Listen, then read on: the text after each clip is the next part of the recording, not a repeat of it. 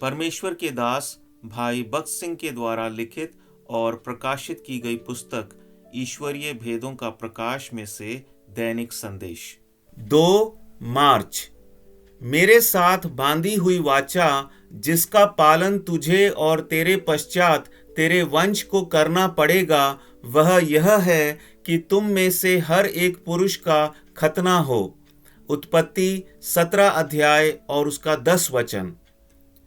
यह आज्ञा देते समय परमेश्वर ने अब्राहम को दिया हुआ वचन फिर से याद दिलाया कि वह अवश्य ही उसे पुत्र देगा, उसे बहुत बढ़ाएगा और उसे कनान देश की मिरास देगा।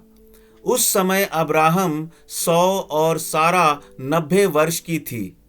मानवीय रीति से देखा जाए तो उनके शरीर संतान उत्पन्न करने के काबिल नहीं थे, परंतु परमेश्वर ने अब्राहम को खतना करने की आज्ञा इसलिए दी कि वे याद रखें कि खुद के बल या सामर्थ्य से नहीं, परंतु परमेश्वर के जीवन और पुनरुत्थान की शक्ति द्वारा ही उन्हें संतान प्राप्त हुई है। जकरिया के 4 अध्याय और उसके 6वें वचन में हमें यही संदेश मिलता है, ना तो बल से और ना शक्ति से, परंतु मेरे आत्मा के द्वारा होगा। मुझ सेनाओं के यहोवा का यही वचन है।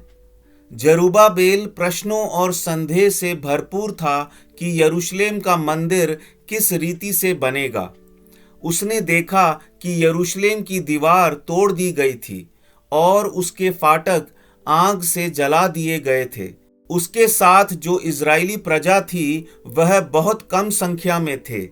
उसके पास धन और मदद भी थोड़ा ही था।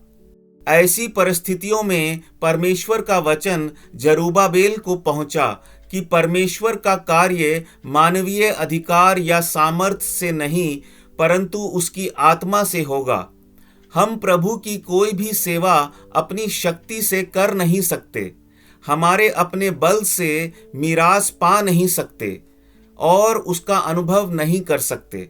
परमेश्वर की आत्मा पर निर्भर होना सीखना पड़ेगा और उसके पूर्ण अधिकार के नीचे खुद को लाना पड़ेगा। परमेश्वर की अगुवाई की अवहेलना अर्थात उसका तिरस्कार करने से और उसकी आज्ञाओं के प्रति अनाज्ञाकारी होने से हम आत्मिक रीति से अंधे बन जाएंगे। आज हम देखते हैं कि परमेश्वर की बातों के विषय में कई लोगों ने दर्शन खोया है, क्योंकि वे या तो अनाज्ञाकारी बने हैं या आधा अधूरा आज्ञा पालन करते हैं। प्रभु आपको बहुतायत से आशीष दे।